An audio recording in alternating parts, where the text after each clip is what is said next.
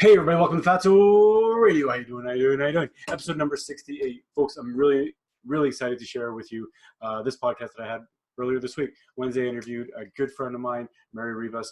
We worked with each other for a few years, actually. He worked in security, I worked in open tax. We did different things, of course, but we did work with each other. We had a great chat. We had a great chat about mental health, about family, about community, about security work, about podcasting in general. Like I said, he's given me a lot of great advice and some great tips that I still remember every single day and every Friday when I podcast. So please put your hands together for Mario Rivas. Also, friends, don't forget to check out our podcasting sponsors. Fatso Radio is proud and honored to be sponsored by Volpe Martial Arts. Volpe Martial Arts is my brother, Sifu Adams' martial arts school. It's a great combination of Hapkido and Kung Fu. It's a great combination, like I say.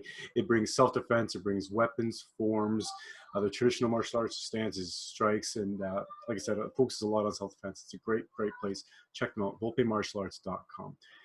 Check them out right now. It's a 2-week free trial. They're doing virtual classes. We're rolling, guys. We're still going like a regular class. We're still doing as much as we can, social distancing as well.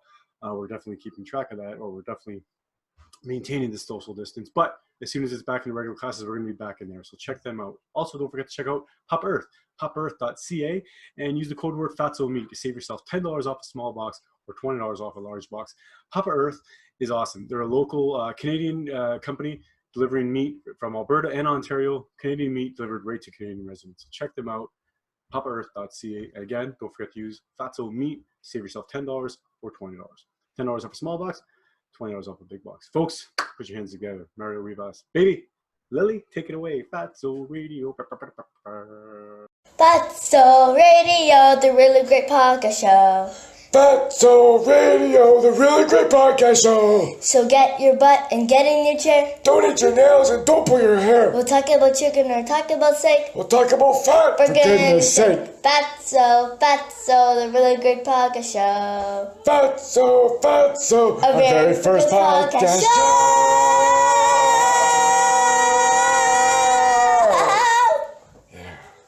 Hey everybody, welcome to Fatso Radio, episode number 68. That's right, episode number 68. And tonight I have another special guest. Tonight I have Mario Rivas. Mario, welcome to the show, my friend. Hey man, how you doing? Thank you so much, man. I appreciate coming onto the show. I was super excited when you asked me to come on, man. Man, thank you so much. We'll get into it, but I want to tell you right off the bat, like, you were definitely part of my inspiration for even doing the show. Mario, thank you so much. Like I said, we were chatting over a year ago when we bumped into each other all the time at work, but definitely want to give you a big shout out because you're a big part of this. So thanks, man. Thanks, man. I appreciate it. So yeah, folks, listen, Mario, I'll let him explain a little bit of himself as well, but I want to give him a little bit of an intro. Mario is a podcaster himself, like I said earlier.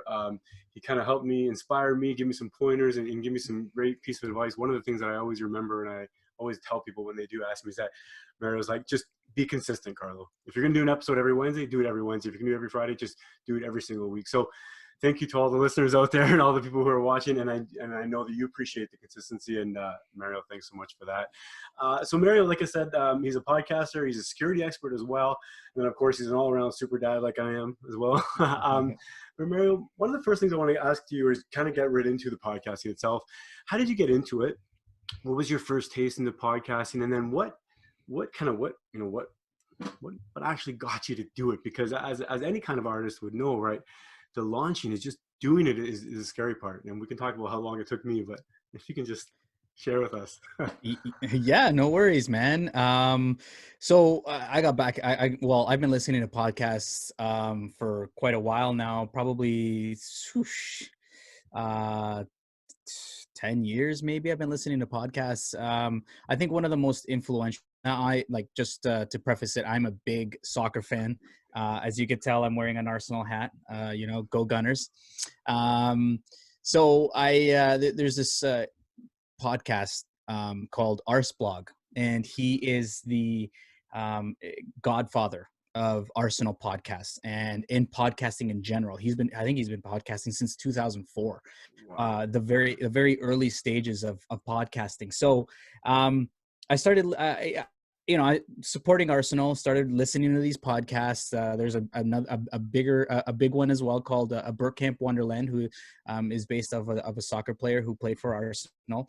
ABW was a huge inspiration, and I actually I can get into it as well. But I actually met and interviewed all of these guys. They're like super celebrities in the UK.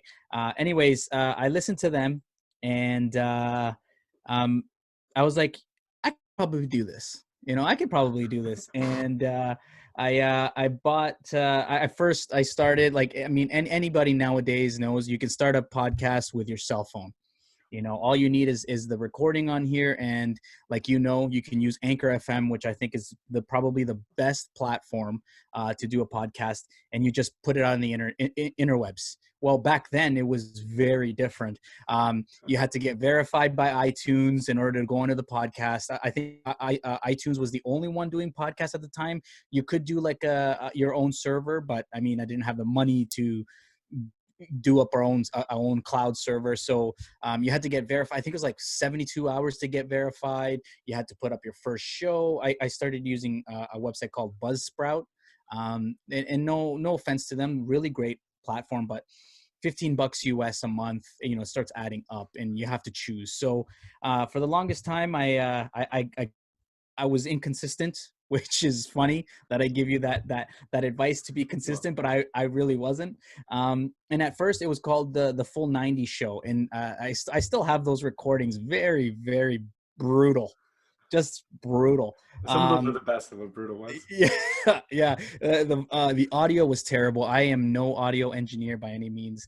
And I through YouTube University, everyone knows you can learn anything through YouTube. So I just started researching how to use Audacity, which is like the gold standard for podcasting in audio engineering. And so I called it the Full 90 Show. And basically what I would do is I would talk about anything soccer related, soccer news, because I'm a big TFC supporter, Toronto FC as well. You got to support, our homegrown team. Yeah. So I started talking about TFC news. I started talking about Arsenal news. I started talking about other stuff. And, it eventually evolved into the Full 90 Gooner podcast. And I've since changed the name to that because I hated the Full 90 Gooner podcast. It was just really stupid. When people ask me, why Full 90? What does that mean? And I would say, well, for 90 minutes, you're a diehard, passionate soccer fan. But not only that, but you feel like you're in the game. So for the full 90 minutes, you feel like you're part of the game. I don't know. It was really stupid. So I said, I'm going to change it. I'm going to change the name of it. Anyways, many years later, but eventually it grew. I had, like I said, Ars Blog, which was probably my best podcast episode to date. I think it's still up. I think it's still up, but I have the stats on it. I think the last time I checked was a couple months ago. I think it was like 100,000 listens and downloads combined. It was the most successful episode I had. I was stark. Like, he's like a podcast celebrity. And I had him on the show. I had a couple of guys from ABW, and then I made my own crew, a couple of guys from the US. And now we're really good friends. So I condensed it and started talking about Arsenal. Eventually that podcast grew. It's probably the most successful podcast I've had. And unfortunately things happen, scheduling wise. Just to put a kind of a date stamp. When did you launch that podcast? Like, what year would that have been? Oh man, I launched the Full 90 podcast maybe. Where was I working? Oh boy, I was probably working at Sun Life. So we're coming up on 2010, maybe, about 10 years ago. So by the time I met you, I met you in 2016. Yeah. You were into it for a while already. Yeah, very like consistent. Every Monday night we try to record, or we try to record after the game. But I had to contend with time zones. My one friend is Eastern time because he lives in Tampa, Florida, or he was living in Atlanta at the time. and then I had a friend in Arizona, and then a friend in California. So to try to get all of us together, and guys are really bad with scheduling and stuff, right? So you know, it's still alive. I brought it back up as early. I mean, it was still going as early as last year, but things change. You get very busy, and you learn a lot. Especially, it's not as simple as you just sitting in front of the mic and recording yourself, or you recording with somebody.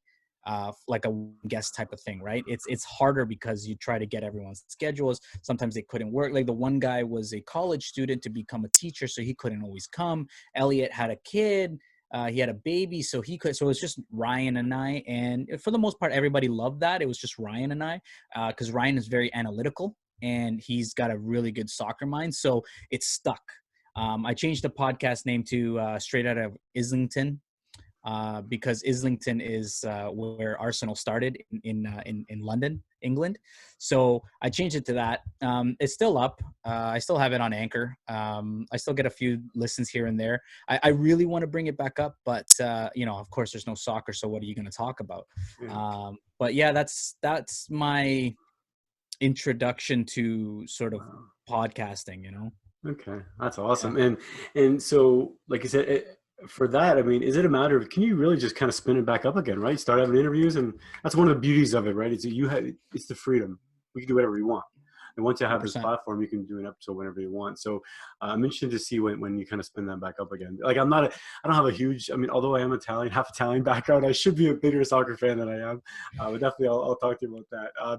But so then at one point, this other one kind of was a spinoff. You got into the creative, right? You got into, let's talk about that. So that was like, let's talk shit. Is that what it was basically? Yeah. Let's talk shit. So I just condensed it to LTS because YouTube wouldn't allow to have the title as a swear word, and it got taken down the first couple of times. But that one originally started as just me talking shit. Just looking up things, giving my opinions on it. And then it sort of evolved into an interview-based type of podcast where I would interview creative people. And I wanted to get to, not only highlight their creativity and what they were doing, but I wanted to get into their mind and the creative process. What does it take? Like, how do you think of your videos that you're making? And it wasn't just YouTubers that I interviewed. At the time it was just YouTubers, but I want to get talking to people like who are Instagram, because you can create stories on Instagram. You had people that were being photographers. I got into photography because of it. And so it really evolved. And, some of these YouTubers that I interviewed now have a pretty good following. I think the one guy has like 250,000 subscribers. At the time, I think he had like 17K. Very nice guy. He's from Texas. And it's evolved. But once again, that one, if you do not have the content, or if you do not have 3, 4, even 6 recordings for you to have a good base every week, I was doing it wrong. I was desperately trying to find somebody each week, which is not great, especially if you want to get the most creative people. So it fell down as well. Work got busy and children and whatnot. So yeah, but I mean, I think that's one that's going to be, I think that one I'm pretty much done with, to be honest. But I mean, I had another one, just called the Mario Rivas podcast, and just started, talking wacky shit, finding stuff on the internet that I found interesting to me to give my opinions on it. And sort of started to just interview people. Just like what you're doing, just shoot the shit, talk, man. Like, overthinking is terrible when it comes to podcasting. I think that's one of my biggest flaws, is just the overthinking aspect of it. So if you have a concept, or if you don't, just start it. That's all. Just go for it. You want to get your thoughts out there, and it doesn't matter if you get 1 listen to 100 listens. It's out there. And if somebody will pick up somebody will pick up on it, and No, it you're right. just takes one person. You're right, and you know what you were saying. It makes a lot of sense to me as far as is about like being consistent and just putting your content out there, right? Like we're lucky right now because we're in a time where we have technology where we really can. I can be my self-publisher today, and you can be your self-publisher today, and that's what we are essentially, right? We're putting out Right. there, we're putting our content, we're our own radio guys, we're our own communicators, and that's what I really like is because I think this is like part of the new education or the new way to communicate. I don't suggest by any means that we stay inside forever and we do this isolation. I don't like that. We need to get Yeah. back out there eventually, right? Or soon, I hope. But I mean, Right. just the idea that we can really lean on this type of technology to get the word out and to get the human word out, because now, like you said, when someone listens to Mary Rivas, they're listening in China, they can listen in India, they can listen all over the world. Where normally in the past it would just be whoever's drunk enough to listen to you at the bar 50 years Yeah. ago. Yeah. So yeah, it's interesting like how it's evolving. And it's I just can't get over like just the endless content, right? So sometimes I think to myself too, like on one hand, it's interesting. On one hand, I think, oh my God, I got to do a podcast every Friday. Shit, it's stressful. There's a little bit of anxiety that comes with that, right? It I'm is. sure you can relate. And at the beginning, it was always my content. The first year almost, it was mostly just my stuff, my research, my experiences, and kind of my journals, but then I got more interviews, which is great because when you interview somebody else, this is a good episode for people because this is showing behind the scenes, making the sausage, right? And then when you Of get more course. people, it takes a little bit of stress off of you because then you don't have to rely on me. Like I'm not a subject matter expert in anything. The only thing I know I'm a subject matter expert in is my own life. That's it. What Carlo Exactly. Volpe did last month, right? That's Yeah. it. Exactly. And even that, my memory is, who knows, 50%. But yeah, so it gives everybody the ability to kind of see that just Joe Blow like me and you and kind of tapping into that, if that makes sense. Yeah, man. Like, I mean, you can publish, like I said, now it's so simple. You can publish you can record, edit, and publish a podcast from your phone. Yep. Within a half It's an hour. it's insane. And everybody, whether you are a huge celebrity or you're just a regular person like us, you have an opinion. And if you want your opinion to be heard, go for it. By all means, you could. I think you hit it bang on when you said you're not a subject matter expert in anything. Same thing with me. I don't think. Like, I mean, when it comes to work-related things, obviously we're sort of a smeeze. But when it comes to like, and that was a thing. I'm like, I'm not a subject matter expert in pop culture, or like, how you people do like movie reviews and they get really in depth about like some are talking about the plot and like what was that actor thinking when he was doing, like, no, I just methodology. yeah, exactly. I just go being like, I like that movie. Yeah, It was good. fucking awesome. Yeah, It had action. It was entertaining. It was just mind-boggling. Like it was a mind trip. I love that movie. But then you get people that are like, the writing could have been better. The director could have changed the ink. Nah, man, I'm not that type of person. So, yeah, it's awesome. Everybody has an opinion. Everybody has a voice, and it's so simple now to put your thoughts out there. And then that's all you got to do is just start. Yeah, I agree as well. And it's funny, oftentimes when I just to keep on going with the topic of podcasting, but oftentimes when I hear what people, one of the things I hear kind of or not about a backlash, but just the response I hear about podcasting is, oh my God, everybody's got a channel now. Okay, good. Or about stuff in the internet. Oh, everybody's got a YouTube channel. You know what to believe out there.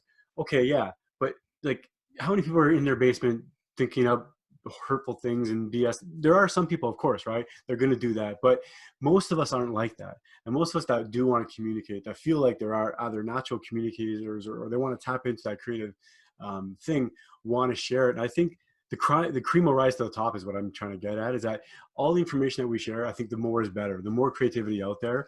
And it's funny because people are like, oh my God, everybody's got a show. Well, good. Yeah.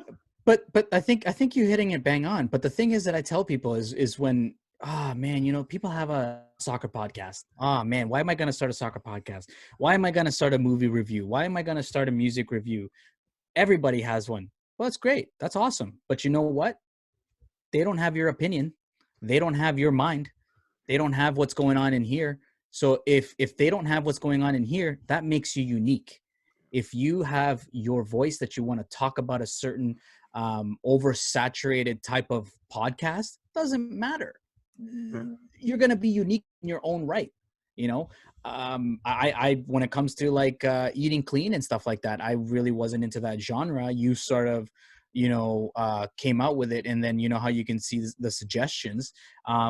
You obviously, because I subscribe to you and I listen to your podcast, now there's a plethora of eating clean, keto, all this other stuff. So like it doesn't matter. You have your own opinion, you have your own views, put it out there. Yeah, It doesn't matter.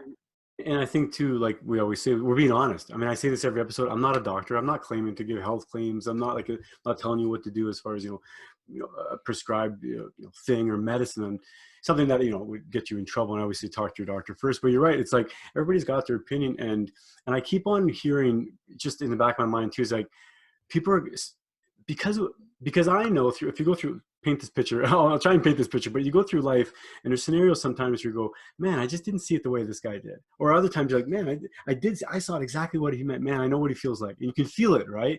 Yeah. And I think that the more people that share their experience, then the more people will feel like they're not alone, right? If that makes sense.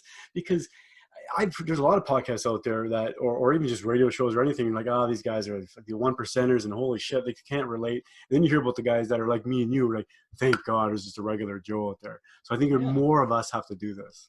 It's like 100%. Yeah, it is, man. And anybody can talk about anything, man. You want to talk about, like my dad. It's funny because I always give this example to people. My dad, my parents own a cleaning company, and I'm like, you can make a podcast about cleaning. You can talk about the best products. You could talk about new innovations in terms of how to clean. Like, and it sounds stupid, but you could talk about it. Anything you can, yeah. And anything, making your own business, anything. Yeah. And like you said, like, and with another spin on it, you can take it and showing the funny side of everything. Like you said, every job. If I was a bus driver, I could do a podcast on what's it like on a day on the bus, right? What's it like walking as a mailman, right? Anything like that. And I think like anything.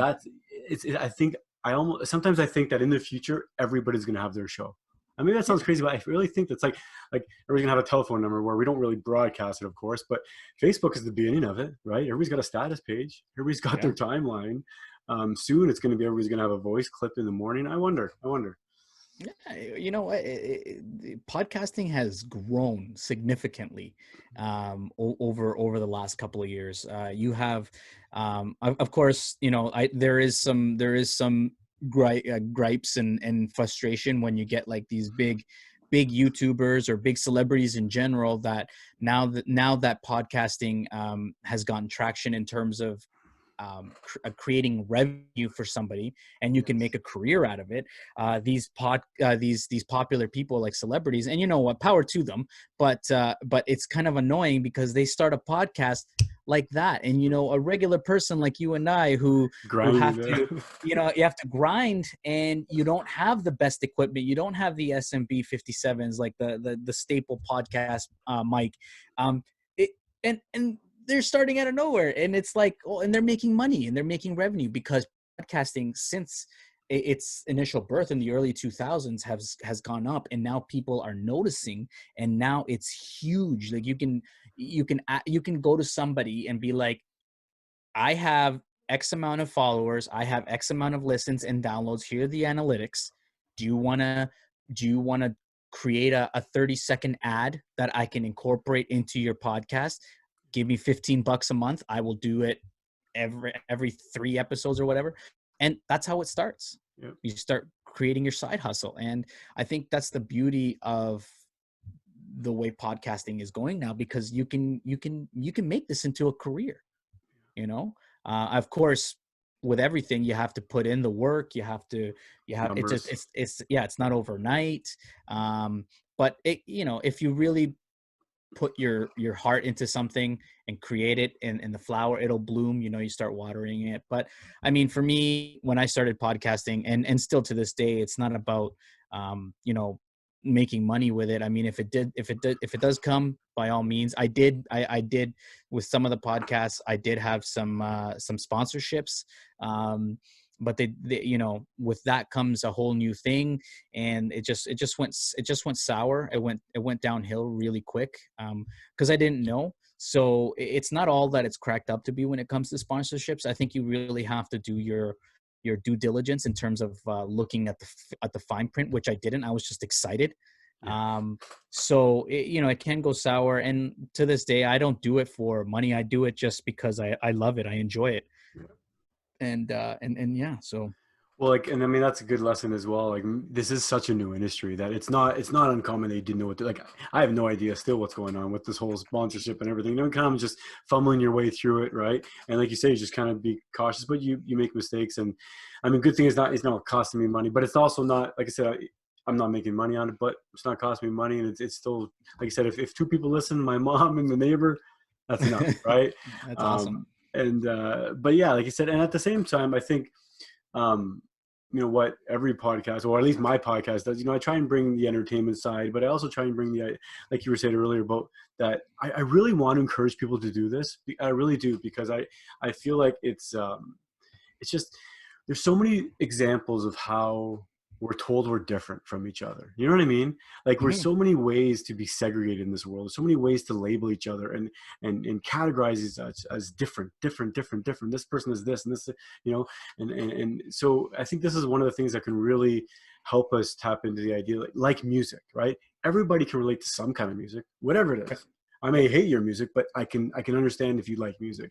And I think this is the same kind of way where the voice, the talking, the communication, the campfire stories, right? This is like the new way to do it, I think. And maybe this will help bring us back into a little bit of a tribe. Maybe it's a digital tribe, but get us back to kind of that tribe setting where maybe, I want a lot more than 100 people, right? But maybe that 100 kind of mentality tribe will grow to maybe 100,000. But when it's online, it can still feel small, if that makes sense. I don't know. I mean, Yeah, I never really thought of it in that aspect. Like, I think when you said campfire talks, it's funny because when you said that, it takes me back to the our because we have a trailer, and we would sit around the campfire, and we would with my sister-in-law, and her husband and my wife, we would just sit there, shoot the shit, campfire talks, right? yeah, Right there, there's a podcast. Why perfect. not? You can have your campfire in the backyard, get some microphones out there, and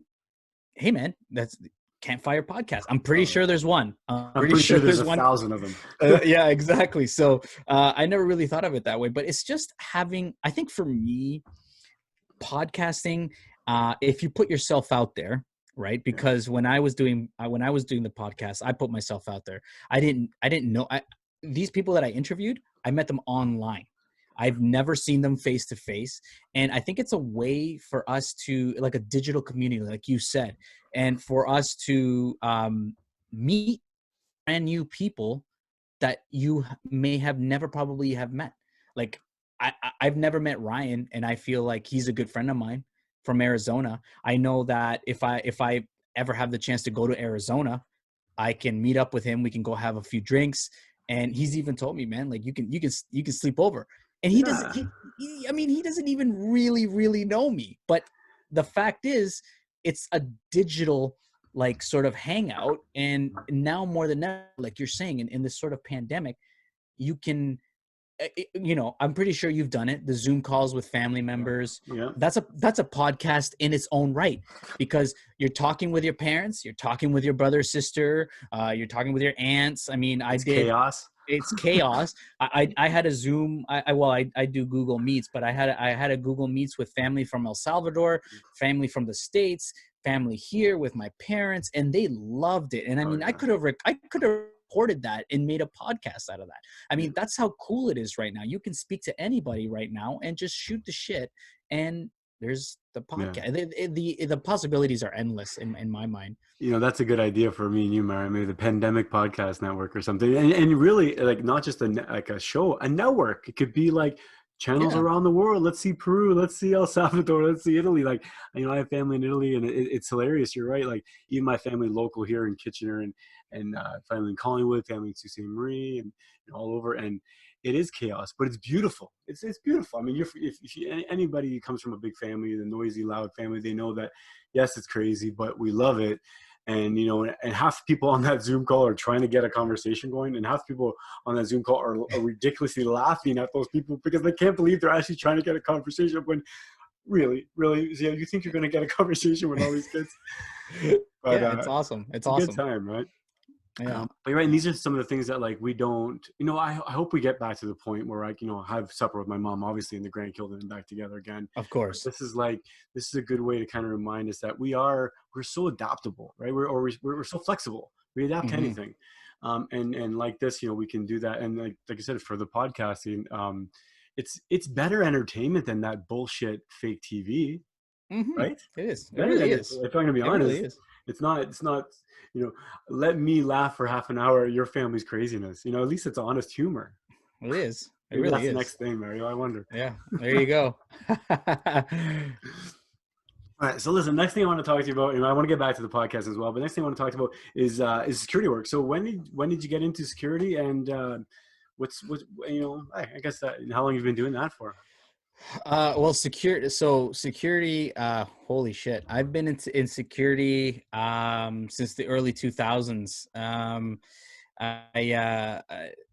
I went to, I think, well, yeah, I did a bunch of customer service. I think at the beginning, I really didn't enjoy it. At the time, you didn't need a security license. So I went into security. I started up with a local security firm because I always wanted to be a cop, always had a fascination with being a cop. Everybody that gets into security wants to be a cop. Yep, but yeah, I got in local firm, and actually my first job was at RIM 8, the manufacturing plant. So I did that. You didn't need a license. You could apply and you would work it. I didn't like the hours. I was fresh out of high school. I really didn't like the hours. Which is stupid because I now find that if I really would have stuck with it, I think my career probably would have excelled further. But you always get to where you want to go if you put your mind to it. But anyways, yeah, I did that for I think 3 months, and I remember it vividly. It was I was working when that massive blackout, the Eastern Seaboard blackout. Yeah, I think around there. No, it was 2004 to something along there. Okay, maybe 2004. You're right. Yeah. So it was that blackout. I was working at RIM 8. I remember. I think what turned me off is that my shift was ending, and they're like, "Oh, we don't have relief for you. Can you stay? You got to stay there until somebody comes by." And I'm like, "Well, when is that going to be? Because my dad is waiting for me because I didn't have a car." And they're like, "We don't know."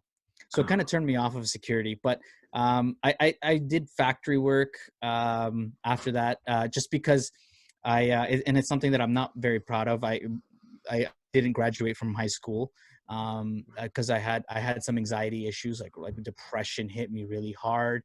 But anyways, that's a whole other topic. But that's why I couldn't get a good job. So I started doing factory work, and then I decided, you know what, fuck it. I'm going to go to Conestoga. So I applied as a mature student, because back then, if you were out of high school for more than 4 years, yep, you could apply as a mature student. So I was actually an adult when I applied. Yep. And I was going to school with these kids, which is actually funny because I met my best friend through there. But he was like me and a mature student. And anyways, I ended up going there. It was the 2-year lawn security program. And I finished the first year. I actually finished the first year, but then my daughter was born. So I took the year off. I didn't know what to do. I went back to factory work. I did some security here and there. You still didn't need through the college. Now they were giving out the if you were taking the program, they were giving you the brand new security license. Okay. So it was great. They paid for it and everything. And then after that, I went back and I finished the second year. I got my lawn security diploma. From there, I started up as a normal security guard at Sun Life. I still was hoping to be a cop, but through college, I found out that because of my eyesight, I couldn't be a police officer even with surgery. Wow. So I had a teacher there that said, you know what, man, policing is not. There's more money in security administration. So I was like, well, let's see, right? So I started working at Sun Life. I was there Well, for that was a 4 years. dangerous statement that he said, because there's nuance to that statement. Yeah. I started working at Sun Life as a regular security guard. I got into their advanced type of security, which is, they call it the incident reporting center. I became an operator. We did high level type of security, and that was my first taste. Then I became a team lead there. I left there after 4 years, and I started. I forget. You know what? That part is blank. I think I went back to factory work, and then I started up with security again, and this time it was at Open Text, and I think that's when it opened up the doorway to get more experience from my mentor, who is still there. Actually, I learned a lot from him, and because of that, I got into where I am now.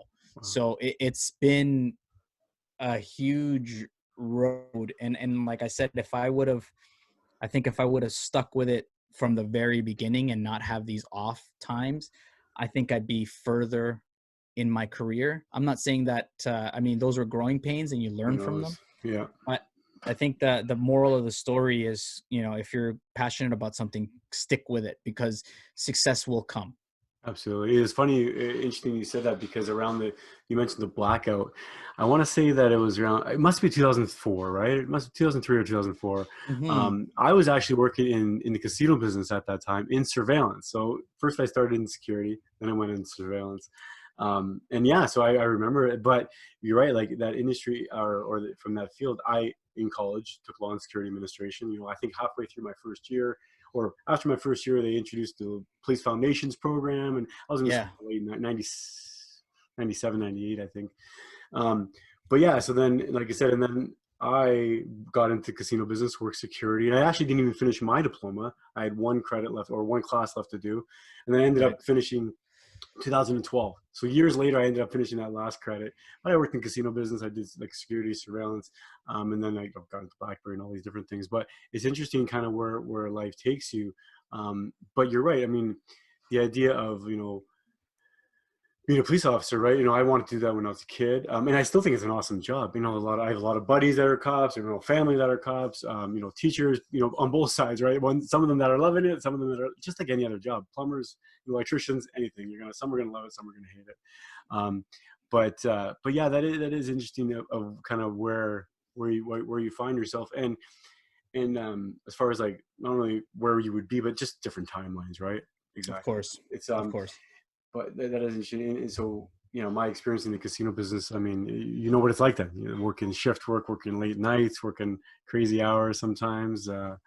What's your schedule like now? Is it kind of just Monday to Friday? Your security job? Yeah, I'm very fortunate now with my job. Well, I was very fortunate 5 years ago when I started at Open Text that, in order to get Monday to Friday 9 to 5 type of job for security is a like a golden egg. Like, Right. everybody wants that, because as everyone knows, security is not your standard 9 to 5. It's 24/7, 365. I would have to work holidays. I would have to work on my kids' birthdays and stuff like that. And like, my wife's birthday, I don't care about mine. I'd work it anyways. But like, now I am Monday to Friday. I'm fortunate enough to be working from home. But I'm salary, so you basically, as long as you work your 8 hours, you're pretty golden. But yeah, like when you get to like, I don't, and I'm not trying to be cocky or anything, but like, it's just the only way to sort of explain it. When you get into this type of security, that teacher was right. There is more success in security administration, because there's a lot more that you can do, and I could only continue growing from here. So yeah, very fortunate to be where I am. It took time. There's growing pains, but it took time. 10 years. to get where I'm at, but at least, I'm continuing to grow. I'm never satisfied, so. Well, it's interesting to see as well. For a long time, the security industry, because like I said, I went to college for it, and I kind of worked it for a while. Then I was out of it, but still had my eyes on it. It seemed like there was a hard place to get a job. It still is a hard place to get a job. Hard, kind of industry to make some good money. But I wonder if now with the emphasis on the world of security and online stuff as well, maybe, I mean, maybe the world is kind of catching on finally, like we realize that this is a reminder of how important our health is. It's also a reminder over the last decade or so how important our security is as well. So I wonder if I'm just going to keep on growing, I guess. Yeah, you know what? I have my gripes about security. So they want, now you need a license. Now they want you to have some sort of education, secondary, like post-secondary education. But the thing that really sucks is that you're dishing out thousands of dollars for schooling, but you're getting paid minimum wage, Yeah, 14, 15 bucks. I don't know what the minimum wage is, it's tough. but when I started as a guard in 2010 at Sun Life, and I was over I was making 13 bucks an hour, and Yeah. that was a high paying security job. Mm. And then once you get into Just for reference, what year was that, Mario? 2010. Okay, so I'll tell you, I worked contract security at a hospital in Sault Ste. Marie, and I want to say that I made something like $12 an hour, and that was probably around 2001, 2002. It's not much different since from 20 years ago, the salary, and that's brutal, man. Yeah, and I mean, hospital now Always pay pays a little more, right? unless you're contracted. I think Cambridge, they're still contracted, but like KW, they're in house. They get paid very well. There's only a handful of jobs in security that pay very high, which is it's terrible, because if you, like, for me, it's like anything else. If you go to university to get your master's degree and shit, you're going to start off very well, not high up, but you're going to start very well. So it should be the same thing for security, but it's not, but it is getting there. The wage bill is starting to go up. But security for the longest time always had a bad rep. It's the old guy, that's just sitting there. What are you going to secure me from? Or the guys who flunked out of police college. That used to be the joke, right? Or you couldn't make it as a cop, rent a cop. I mean, rent a cop. Yeah. And I really wanted to get that stigma away. Like at Open Text, I tried to, without being prejudiced, mind you. I was never prejudiced towards the older gentleman that we had at Open Text, but it's the persona. And if you don't, he was, I mean, there was a couple of people that we had to relocate them. Thank God that they still stayed with the company, because they do put them in other places that don't require as much.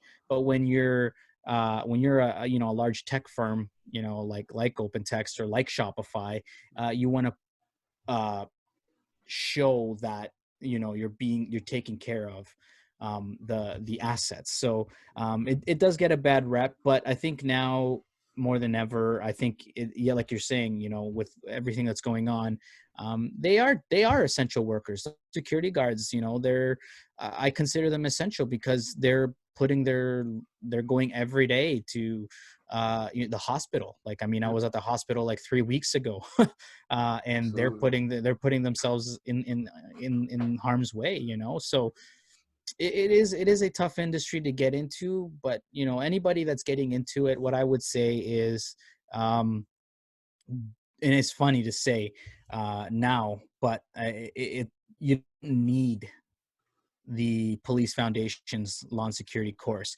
unless you want to get background into you don't need laws or anything like that. I mean, you don't even need that to become a cop.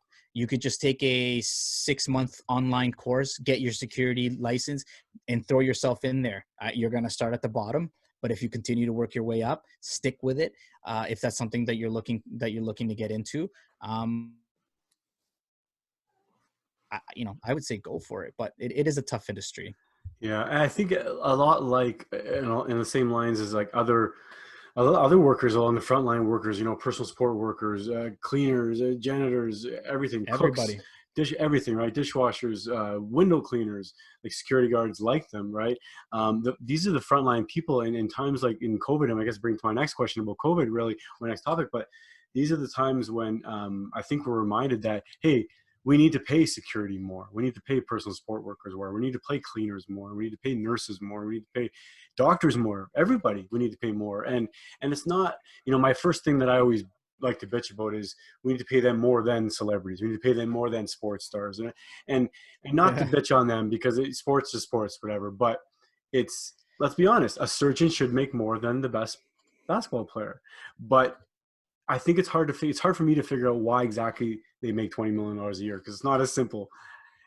Sometimes I think, well, do they make that much money just because the people are willing to pay? Yeah. Maybe.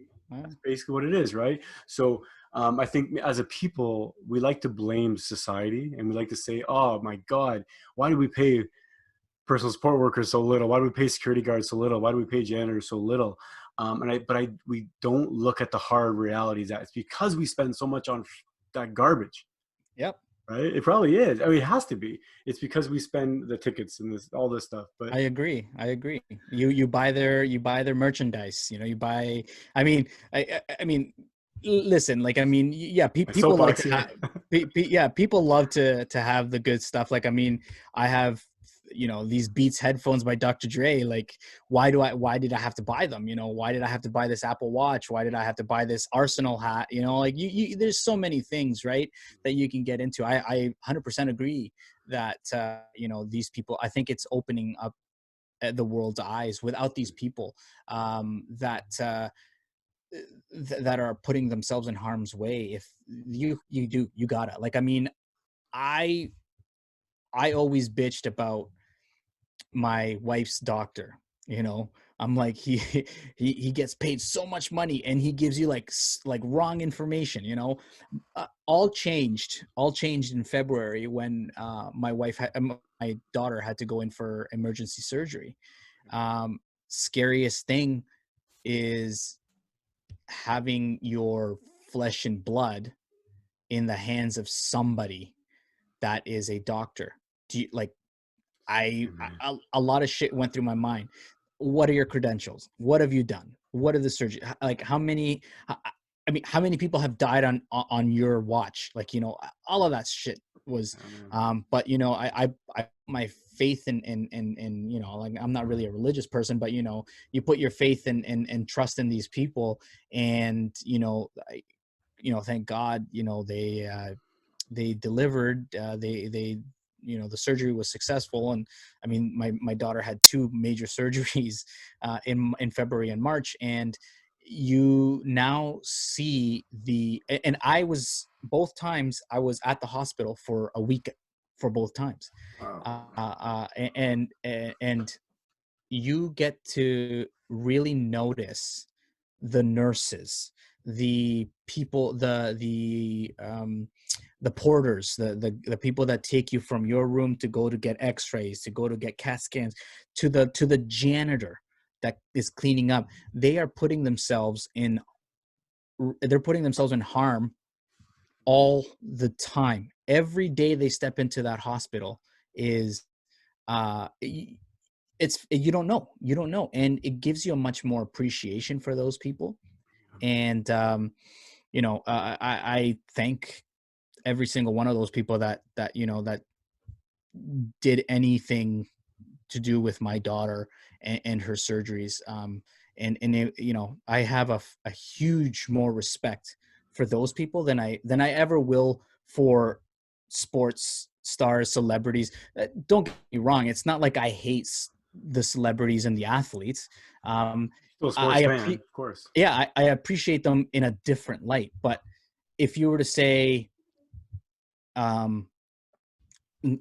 especially this year with everything that's been happening, I would put them high. Like, they are the ones that are saving everybody right now. They're the ones going in 17, 24 hour shifts. Like, I wouldn't even begin to understand, right? So yeah, man, those people are, you applaud them, Absolutely, like you're saying. I mean, they are the real heroes, right? We hear it all the time now, and we're reminded. But so I think that's a real task for us, is to keep this momentum going. To how let's honor healthcare workers forever. Let's Yep. honor front staff, frontline workers forever. Yeah, not just now. Not just now, Yeah, exactly, right? continue. And I think a lot of it, I mean, hopefully the celebrities will lead, because my God, they lead everybody anyway. So maybe they'll take the torch and lead this, and maybe we need to call them to task as well, Hmm. Um, but I've been reminded, both of my daughters actually were rushed into this world. My one daughter was born at 25 weeks, believe it or not. My other daughter was born at 32 weeks. So I totally know what it's like to just depend on these medical professionals and really give them your whole life of thanks. Really, like, I can't thank them more than everything. I thank you for everything. You know what I mean? Like your daughters, your kids, my wife. Not only my daughters, of course, my wife, just myself. I've been through some medical shit myself, right? Still Yeah. going through shit, and it's just like, it's really, we can't forget. We can keep this momentum going, and Hmm. maybe it's just guys like me and you saying, like you said, maybe encouraging, having the nurses podcast, having the janitors podcast, like you said, because, or like we were saying earlier, because if we know that, if we just remind people on a daily basis or on a regular basis that we are more alike than we are different, it'll help people to kind of just feel better about each other. And racism and prejudice and all, it's all about fear. It's all about the unknown. It's all about, and it's like, I would love to hear, Joe's Janitor podcast. It's probably amazing. It's probably, hilarious on one end and probably informative on the other hand as well, right? Yeah. Like, Yeah. that's the whole idea of the podcast. If I make you laugh and give you some information, my job is done. I'm happy for the night. Yeah, 100%. As long as you put a smile on somebody's face, I like it, man. Like I think I'm a jokester at heart. I like to, make people laugh. I put myself out there all the time. Like, there's times where, like, I think the one time I did like a Jeopardy show or something like that at the beginning. I wish I would have stuck with it. It was fun. People were like having a good time. I did cooking with Mario, Nice. like a Facebook Live. Nice. And you know what? It's all about you don't. I don't care. I don't care about how people see me. It's your opinion. It's not going to bother me. I don't care about my appearance. I really don't. And a lot of people now care about their appearance and how they look and stuff like that. I mean, I see my 12-year-old, like, I got to do my hair. I got to put on some makeup. Yeah. I'm like, are you kidding me, man? Just, you're a kid. Like, don't worry about it. But yeah, just as long as you can put a smile on somebody's face, I think, you've done a good job. You've done a Yeah. good job. Absolutely, absolutely. All right. So last thing I want to get into, Mario, if you do have some more time, is I want to get into Yeah, man. and thank you so much for your time. You've already been gracious, but I want to get Let's into go. the whole mental health aspect, because I not only do I've heard some stuff from you, and that hits home to me, and I really appreciate you speaking up on it, about it. And I think that it's I partially my duty as well to speak up about it. And I think that a lot more people will speak up, and I think a lot more people will acknowledge that, holy shit, we're so much alike, right? The Mhm. idea of anxiety, the idea of depression, the idea that these are on spectrums, right? Like, to label something, and I think, like I was touching on earlier, I hate labels. I hate categorizing things, because, well, how much is this? Are you depressed? Well, how much are you depressed? Are you anxious? Well, how much is your anxiety, right? We Yep. live in a world built so much on metrics that we get obsessed on the metrics of measuring my obsession, for fuck's sakes. Like, that's maddening, right? So one of the things that I think will help is to do like you're doing earlier, or you mentioned, and I want to mention as well, is to really just blow the barn doors open. Like, this is something that everybody deals with, right? And Yep. it's on a spectrum. And first of all, thank you for bringing it up. And it's scary, right? It's scary to talk about. Um, 100%. Yeah. but at the same time, we're compelled to. How do you make sense of it? Yeah, like, I mean, I've been suffering from depression, anxiety, since I was in high school.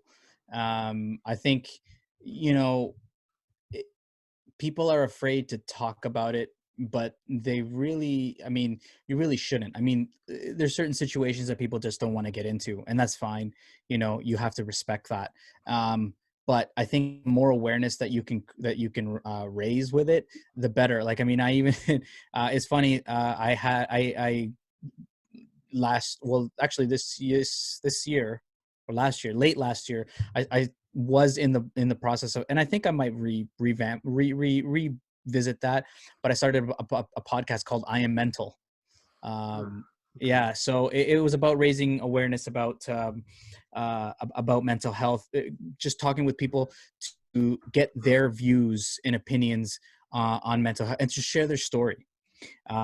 So I think I might revisit that, but mental health is very powerful. You're right. You don't have to label it. I don't label it. Like, I mean, I suffer from emetophobia, which is a fear of vomiting. I for the life of me, I cannot vomit. I get so anxious. I go crazy. Like, my wife has seen me at my Sweats worst. probably, yeah. Oh, buddy. I mean, people, and that's the thing. And I don't want to say that you don't understand, but because everybody has their own mental health and mental health demons that they have to battle. Just because I'm afraid of throwing up, right? Or let's say you're afraid of spiders, for example. Why am I going to make fun of you if you're afraid of spiders? Yeah. You can make fun of me for being afraid of throwing up. So I mean, I welcome everybody that has mental health issues. I deal with it every day. I deal with it every single day. And it's I mean, I have medication for it. I take it every day. I call them my happy pills. I think you have to talk about it when you're ready. But I think the major thing that I want to get across is you're not alone. You have somebody to talk to. And I think it's more apparent for me because, like I said, I went to the hospital a couple of weeks ago um, because I thought I was having a heart attack. Like, my blood pressure, I suffer from high blood pressure as well. So my blood pressure was through the roof. They were monitoring me that night, and it was all stress related, anxiety. Yeah. I had a big project coming up that week. I was going on call for the first time at work. So all of that combined, it just really screwed me. There's and they gave me like a crisis line number, which is 24/7, which I think is good for everybody to know, that especially that lives locally. If you are feeling down, there are people out there that want to talk and shit. Like, you don't have to.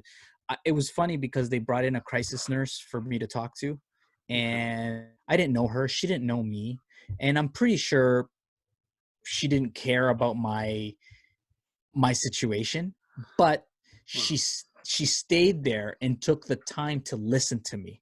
Yeah. And that alone, because my wife couldn't be there because it's during COVID, right? Only one person. I was scared. I'm not afraid to say that. I was scared. Yeah. I was crying. I let my emotions go. But the point that I'm trying to get is that crisis nurse, although it is her job, she was there. She listened. I had her full attention. And she stood there for like an hour, man. I felt so bad because, her feet, she's probably up and about all the time. But there's always somebody out there. You're not alone. It doesn't matter if it's the slightest bit of anxiety or a lot of anxiety. You're depressed a little, you're depressed a lot. It all matters. It all is mental health. And the more we raise awareness for it, the better, because people will see that I'm okay to talk about it.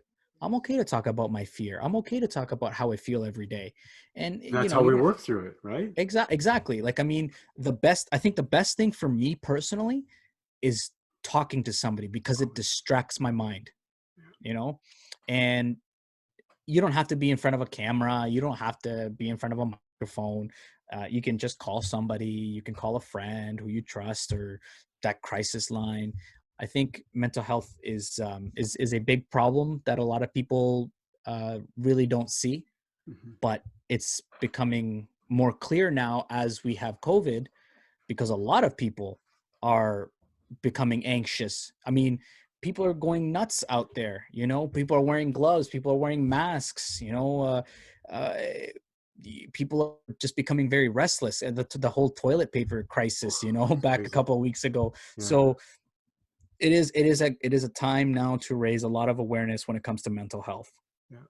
It's funny. On one hand, I feel like saying, "Oh my God," people that would never have said that, we're crazy, are feeling crazy. When the people that were always felt that they were a little crazy are saying, "You guys are worried about nothing." You know what I mean?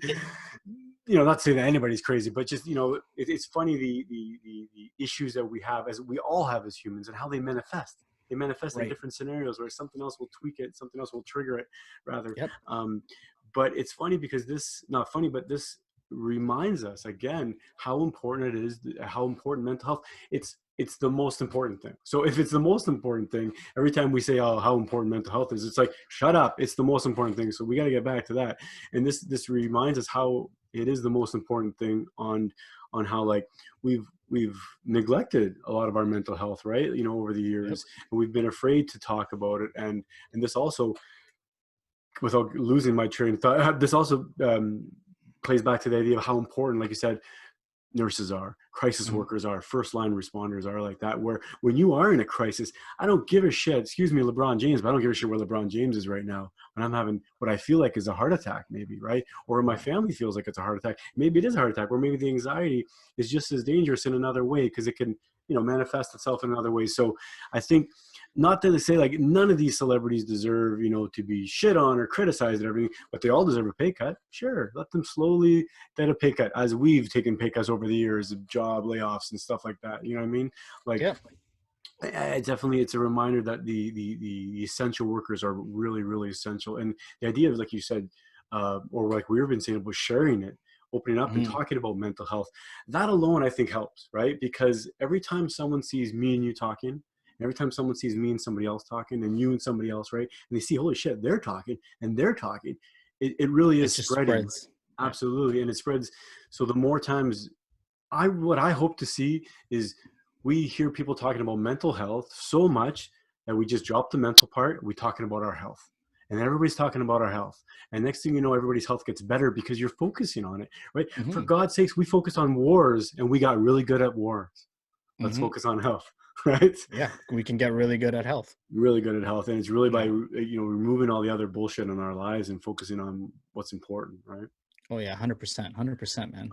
So I think there are going to be a lot more of these podcasts coming up, and like you said, maybe it's just a way to communicate more, even just a video chat. It's interesting. I was one of the people. I mean, I'm 41 years old. You're a couple years younger than me, I'm sure, right? But how old are you actually? I'm 36. Okay, so a few years younger than me, but Yeah, we're old enough to remember that, like, video chatting, and is still fairly new, it right? is. Yeah, it is. And a lot of people, a lot of younger people, when you see them do it, it's natural for them, of course, but it's during times like this, it's reminding us that we really need to see something about seeing your face. You know what I mean? Something about seeing Yeah, your eyes. Something about knowing that. I mean, you can see where I'm from in the world, right? I use my hands, yeah, yeah. but it's something about that human contact. A phone is good, but this It is is. be better, Yeah, right? it is. And that's why you're starting to see a lot of more video podcasts or vidcasts. Yeah, You know, because it is fun. It is fun. I mean, podcasts still serve a purpose. If you're working out, you can't really watch it, but you can hear it, or mhm. you're biking, or you're walking, or something, or whatever. Um, but vidcast, it makes it more personal, because you can see the people that you're talking to, or if you're watching the podcast, you can see the people interacting. Like, if I were to listen to this podcast right now, I couldn't see my hands moving. I can't see your hands moving, your facial expressions, and sometimes I like to see that. I Yeah, like when I watch Joe Rogan. perfect His example. highlights are even his podcast, right? It's really cool because you can see his guests' expressions. You can see the laugh. You can see the smile. You can't just hear it, but you can see it, and it's great. I think it's more interactive, and it's more engaging. Yeah, absolutely. And like you said, it's talking to a human, and you can really relate, right? Yeah. Um, yeah, no, that's really cool. I think it's interesting to see where this goes. I mean, COVID or not, right? I mean, once things starting to open up again, I mean, people are going to be able to social distance or social interact more and more. But I think this will be a kind of an artifact that'll stay. I think maybe we'll do more of these video things. I think, but back to the whole mental health thing, I think we can't stop talking about that. So how do No. we? I mean, maybe if we could have some advice. Like I said, we're not giving medical advice. We're not giving psychological, it's like any official advice. But how do we keep on talking about it, I guess, and it is working, I think. Do you think it's working? Because on one hand, sorry, it's a loaded question, but on one hand, I feel like um I would expect a lot more people freaking out. Maybe there are more people freaking out, just not in my circle. But on the other hand, I feel like we're doing pretty good with this whole thing. I don't know. Yeah, I mean, since I've had mental health, I didn't know. I wish I would have been properly diagnosed back in high school, um, with anxiety, with what I have, because I certainly didn't know. The internet was fairly new, even back then. Um, I couldn't go on Google and research why am I afraid of throwing up. Now with Google, I could do the research. I know that it's a metaphobia. I think there have been some strides in mental health awareness, the mental health awareness campaigns. I mean, shit, I have a mental health sticker on my laptop. I am a big advocate about mental health. I talk any chance I get to talk to somebody about mental health and let them know that you're not alone, that you can talk to me if you wanted to, as cliche as that sounds, and sometimes to somebody that you barely know may sound very stupid, but it's true, man. I can speak to you if you want. Your issue, you may think your issue is very small, but to somebody else that could be big. And if you let them know that it's okay, like, I mean, I can talk to somebody that has a metaphobia, right?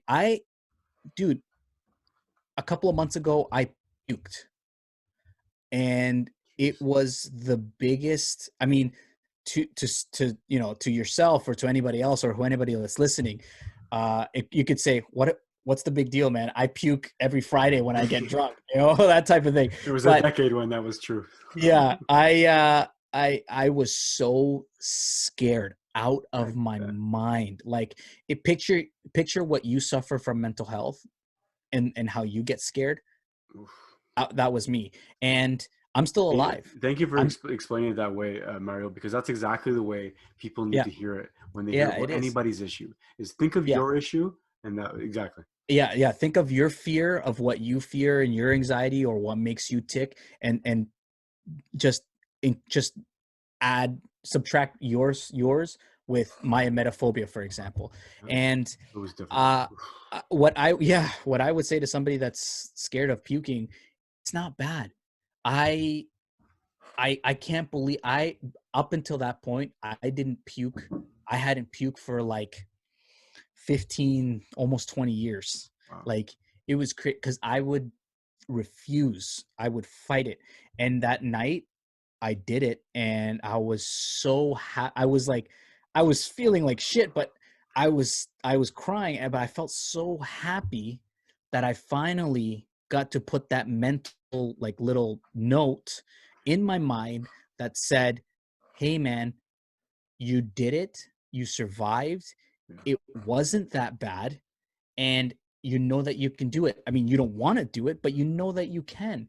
And I think that really eased my anxiety a little bit. Don't get me wrong, I still get the fear from time to time, but I can tell myself, Mario, it's not bad. You puked. You did it. And just remember, go back to that night. And I think if anybody that has a metaphobia and hasn't experienced that, I think that's a huge factor. Like, it, it's also cliche to say it gets better, because I don't want to say that, because it doesn't for some people. Like, um, my daughter suffers from trichotillomania, where she pulls her hair out. There's a lot of awareness for that now, and I love it. I love seeing there are many Facebook groups about it, and I think the more we talk about how we feel, the better it is, because like I said, there could be somebody else that's suffering the same way that you are, and you are not alone, and you can reach out to that person. Like if somebody that's one of your listeners has a fear of emetophobia, now they can reach out to me if they wanted to. Exactly. And you know what, vice versa. And I think we're getting there. We're making mental health a priority, which is great. Because now you're seeing a lot of, I mean, at work, for example, we have a lot of support groups constantly sharing different types of places that you can go, you can call, which makes me happy because I know that my job is caring about my mental health. Sure. And you're seeing it too with the government ads as well. You're seeing it with the prime minister, making sure that there is funding for mental health awareness and for you to go and see somebody, because a lot of people aren't fortunate like you and I to have money and benefits to, pay for those things. And the government is giving money to that. That's huge. Mm-hmm. You just have to see that. So keep talking about it. Keep it going. Doesn't matter what your fear or your anxiety or your depression or your alcoholism, whatever it is that you suffer from, you're not alone. You want to speak to somebody, there is help. Mm-hmm. There's always somebody there to talk to. Yeah, no, that makes a lot of sense, Mario. Because like we always say, like everybody has something. Everybody Mm-hmm. like we're that's the nature of us as human beings. Or we have hangups, we have pain, we have loss. We have everything. We all have a childhood. We all have trauma. Mm-hmm. To some regard or to some extent it is, and like you said, even with anxiety and depression, and although we're all on a different ends of the spectrum, right? Yours is not more powerful than mine, or mine is not more powerful than yours. It's just different. It's just a different way to look at it. For a lot of time, there's a stigma, a long friggin' time. I'll say, growing up, man, you Always. must have heard it. I heard it Always. growing up. The crazy uncle, the crazy aunt, the me, the mother, the father, the anybody, right? And it was, I think, a lot of the problem was around the idea of just pull up your bootstraps and go, right? Just Mm-hmm. buck up and suck it up and go. If you're having depression, if you're anxious about this, or what, we have to get away from that, right? Obviously, and we're learning that you can't beat down mental health issues. You can't beat it out of somebody. You can't work. You can now, work does help, and physical exercise does help. And nutrition 100%. helps. These are big things, right? But we have to. I think we have to identify, which we're doing. We're identified as Mm-hmm. it is an issue now. We identify it as like drug issues, right? They're mental health issues. They're community issues. They're sense of belongings, right? They're not criminal issues. So I think now that we're realizing this, I hope that more resources go towards it. I hope that we focus more on things like mental health. I think I've been seeing a lot of correlations, a lot of studies focused around nutrition and mental health. There's a big correlations now, big Huge. studies connecting mental health with physical health, and that always makes sense to me. As as we were talking about earlier, I've lost now about 110 pounds, right, through my whole Mm-hmm. Fatso journey.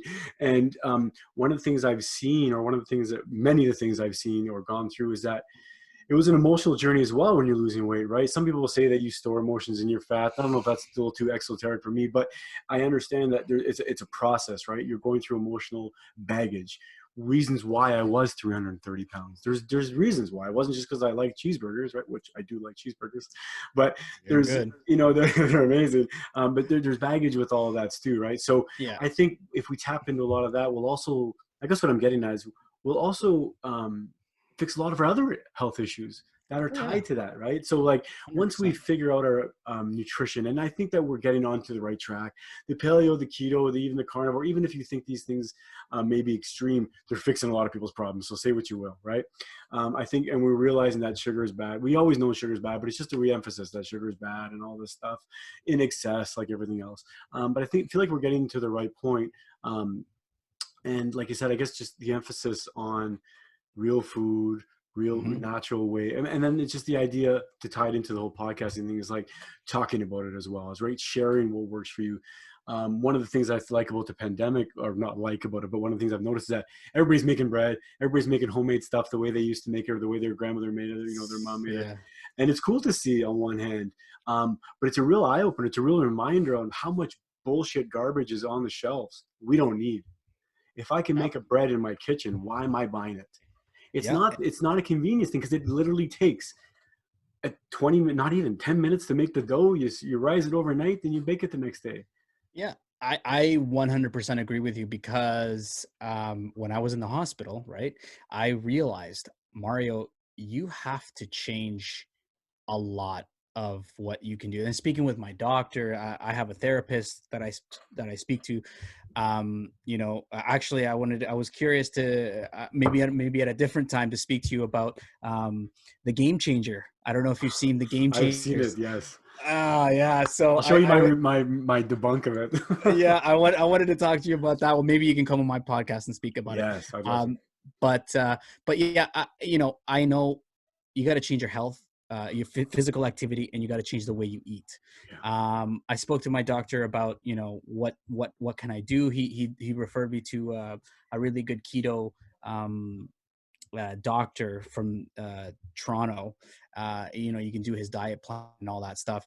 And Jason Plum, Dr. Fatso. Yes, yeah, Awesome. He's awesome. yeah. So I actually have his website up right now that I've been researching. But anyways, when you work out, it is a lot. I get it. Nobody wants to do it, but you feel fucking great. When you have that sweat and pouring, and it's a mental break. Meditation also works, but you're right. There is a lot of shit out. Yeah, there. Yeah, I mean, yeah. You have another podcast on that. Yeah. It helps you in terms of feeling great mentally, physically, and like you were saying, it doesn't matter what type of diet it is. It's the foods that you eat, and if you can eat wholesome, really good food instead of like the refined sugars, everything that's processed. And I'm not saying that you can't enjoy the fast food. Just tone it down. Have a cheat day. I mean, I'll give you a perfect example. My stepdaughter, my 19-year-old, she made a change. She said, I'm getting too big. And dude, she's been working out for like 3 months. She's lost so much weight.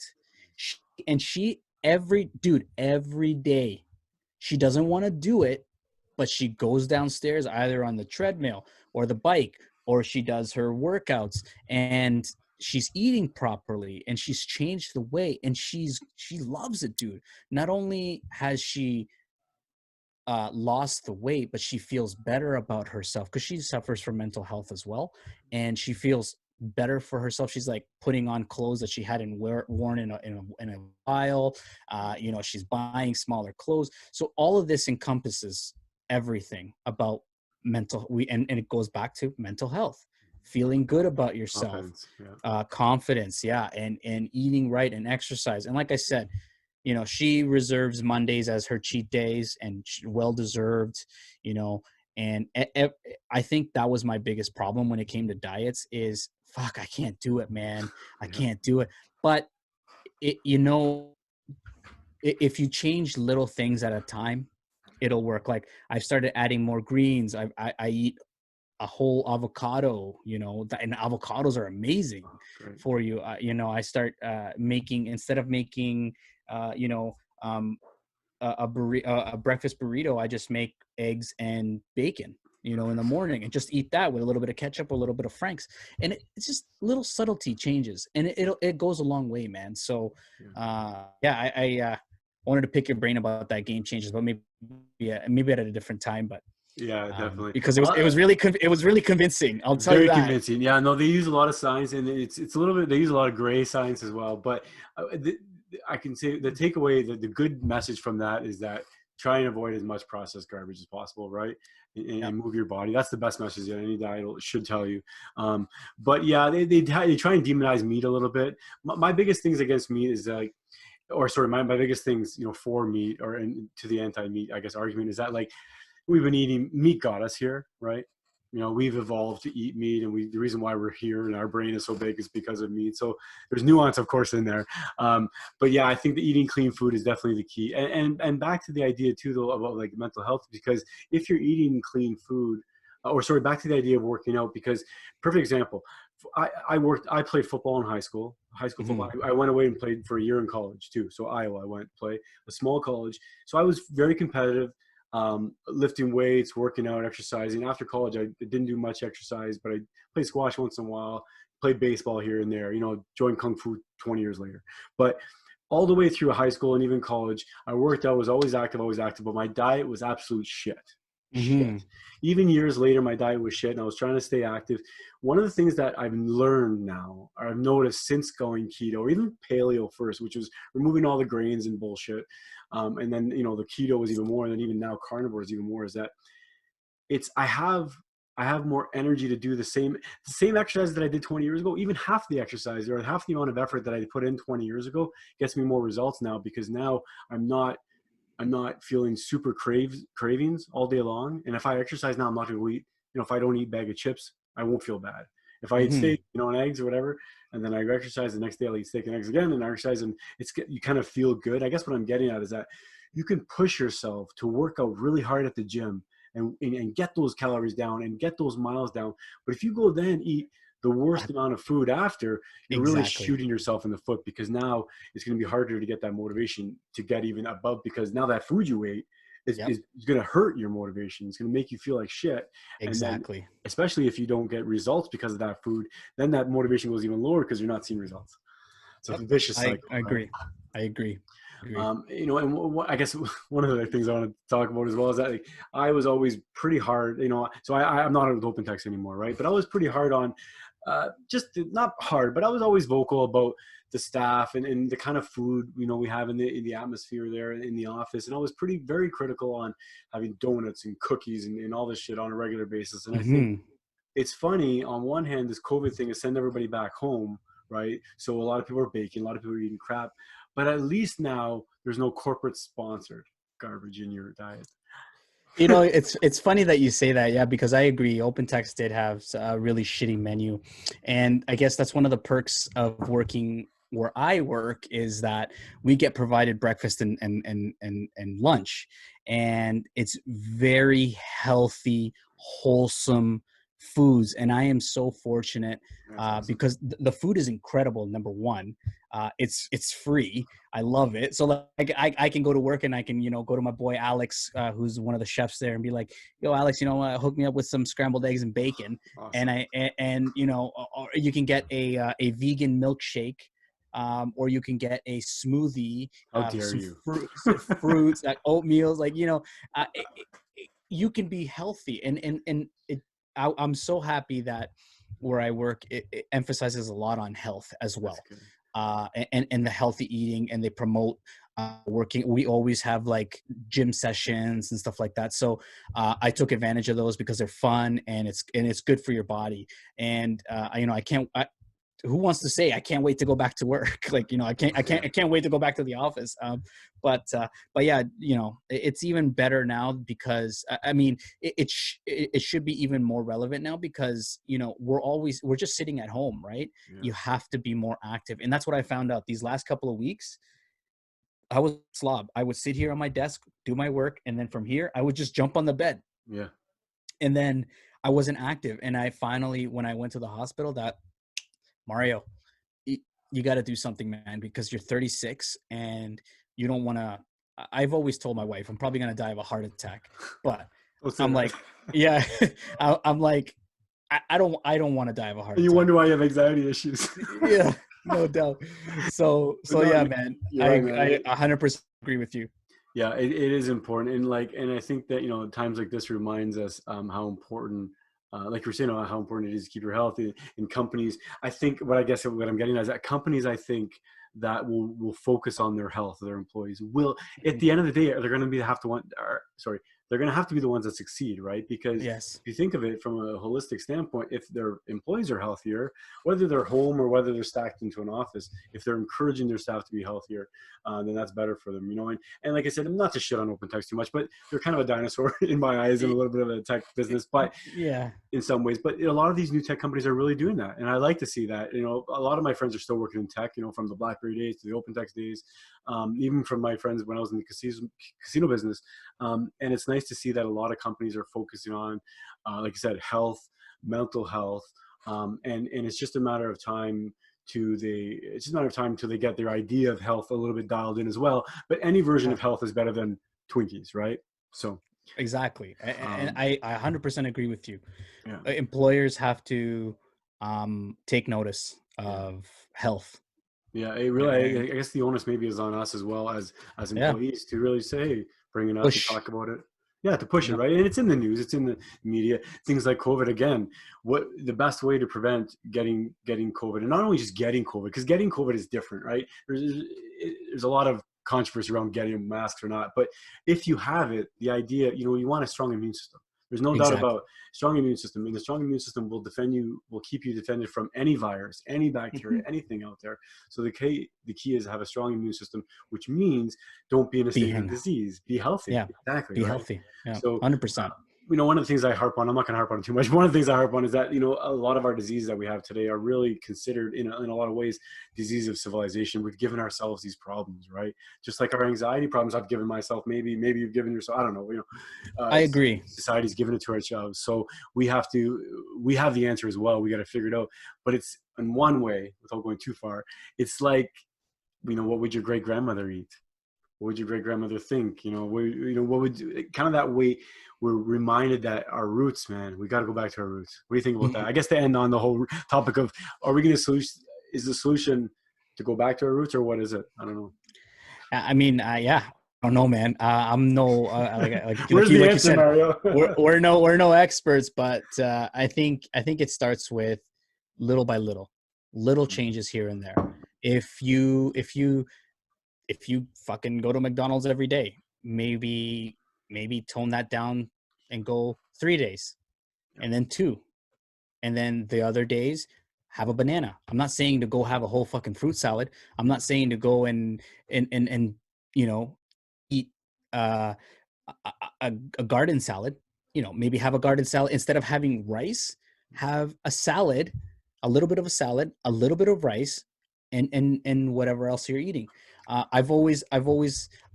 a big, I love fucking Minute Maid rice. It's, oh my God, it's so good. My wife, when she makes it, it's like, it's the best. It's a staple, right? It's a staple side food. Instead of now me getting a honking piece, we get a little bit, you know, a nice little portion, because I can still want the taste, but then I'll add an avocado in there. I'll add some, you know, in a salad, and make those bigger portions. And it may not be like still on a good healthy trend, but you're getting there. You're taking the steps, and that's all that it takes. You're right. It is on a healthy trend because it's better than you were before, right? If before, I guess to explain, I guess what you're trying to say, if before you had 2 cups of rice, you have 1 cup. That's better. Yeah. That's right? 100%. Or if you had 2 pieces of cheesecake, now you have 1 piece of cheesecake. It's all about these small steps, right? And it's oftentimes that people get so discouraged, and it's a good point you bring up, because they try and reach for the stars. Oh my God, don't try and cut everything out day one, and then tomorrow be surprised why you crash and burn. Yeah, like if you buy those, like, still that junk food, you know, and you're eating, like, I'm a sucker for the vanilla Oreos. I used to have like a whole stack of them with my coffee, and instead of having a whole stack, maybe I'll have 2. And it's hard. It's hard because you want to grab that 3rd, 4th, 5th, but you still have that little taste. Grab 2, that's it, and it's just slowly wean yourself off. Yeah, I think what people are starting to finally see that, well, it's the perfect timing for, honestly, perfect timing for Fatso Radio, perfect timing for keto and all this, because people are finally starting to see that when you reduce your carbohydrates, when you reduce your sugar dramatically, it does make a lot of difference, and you will lose weight. Yes. At the same time, the science is out now that's saying fat is not bad. So before we knew that sugar was bad, processed sugar, but they said, well, fat's bad as well, so you're fucked. eat Mhm. fucking kale all day long, and that's why you Yeah. can't live off of kale. You'll murder people, Yeah. right? So, or you'll eat them because we need meat. But no, it's right. It's like if we're still focusing on don't eat the sugar, don't eat the crab, don't eat the processed stuff, don't eat your confectionery stuff, or at least have that in some sort of a moderation or in a responsible way. At the same time, you can only do that when you then rely on the good stuff like fat and meat, which we That's right. then demonized for years. So now we're finally not demonizing it, right? So I think Mhm. we're getting to the right place. I really don't think that in 20 years we're gonna have a nutritional problem. I Yeah. really don't think so. But 30 years ago, the Atkins diet was around 25 years ago, 30 years ago too, which is basically the same thing. So it just can't get hijacked, I guess. Yeah. So we talked about a lot of different stuff, mental health, podcasting, all that stuff. Mario, thank you so much for your time, my brother. It's been a pleasure. Like I said, you're, you definitely part of my inspiration for me starting. Thank you. And hopefully I can swing back some of that inspiration to keep you going as well. Yeah. 100%, man. I appreciate Thank it. you. And I guess, how are you staying sane? Listen, parting words, I guess, for our listeners. How are you staying sane? How are you staying healthy in COVID? What's your kind of routine? So, yeah, well, I mean, I've been clean eating, been meditating a lot as well. I've gotten back to working out. I do, like, I go downstairs. I have a punching bag, so Nice. I'll either go beat the shit out of it for 30 minutes, put a good sweat on. I have this thing called the rack, which you can do dips, and amongst other types of routine. I just bought a mountain bike. And now that the good weather is coming, Yeah. I want to go out and do some mountain biking. I'm very creative as well. I like to say, starting like a beard oil company, like a beard product company. I do, like, I love. I have a Cricut machine. I like to create stickers. I like to make shirts. I like to Nice. make just anything creative. Is fun because it takes your mind off of things. So Yeah. that's how I'm keeping busy. I mean, also too, we've been basically remodeling the whole house by painting. So yeah, it's been busy. It's You're been staying fun. busy. That's good. Well, Yeah, that's the key thing. all those things, all those creative things. I honestly think that, Mario, in the future, that's going to be our commodities. Like, I think the world is going to be run by the creative. I hope, at least, anyway. But thank you so much for your sharing your thoughts, your insights, your time with me, Mario. It's been nice to see you. It's been a little while since we've seen each other. So Yeah, thank for you so sure. much. And like I said, thank you for your time. Thanks, everybody, for listening. Episode number 68, Fatso Radio, Mario Rivas. All right, folks. Peace. Cheers.